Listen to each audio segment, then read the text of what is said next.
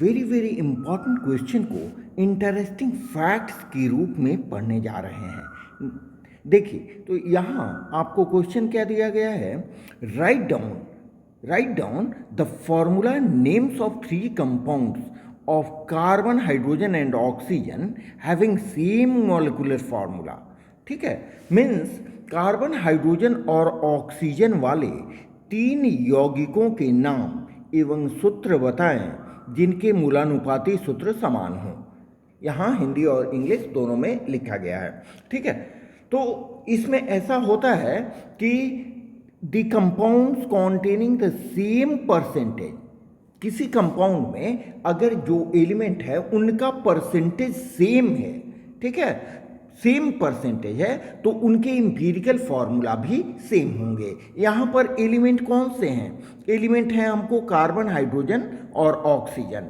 ठीक है, तो कार्बन, हाइड्रोजन और ऑक्सीजन के अगर तीन कंपाउंड को हम लें और तीनों में कार्बन, हाइड्रोजन, ऑक्सीजन का प्रतिशत मात्रा हम निकालें, अगर सेम आए तो हम कहेंगे कि इन तीनों के मूलानुपाती सूत्र और इंपीरिकल फॉर्मूला सेम होंगे। ये लिखा गया है, the compounds containing same percentage composition of carbon, hydrogen and oxygen will have the same empirical formula.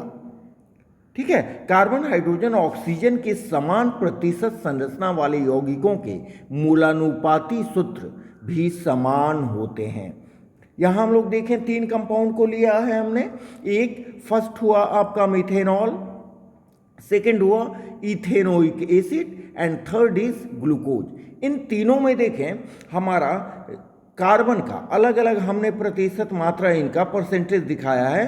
Carbon का परसेंटेज तीनों में आप देखें 25%।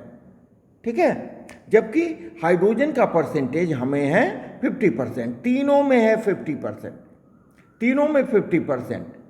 और चूंकि कार्बन और ऑक्सीजन की संख्या सेम है, इसलिए उनका जो परसेंटेज होगा वो भी सेम होगा।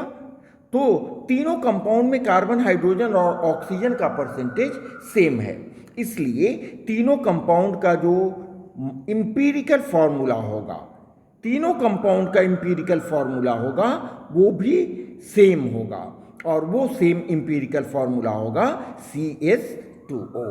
ठीक है, अगर आपको ये वीडियो अच्छे लगते हैं तो आप जरूर सब्सक्राइब करें और शेयर करें। ओके।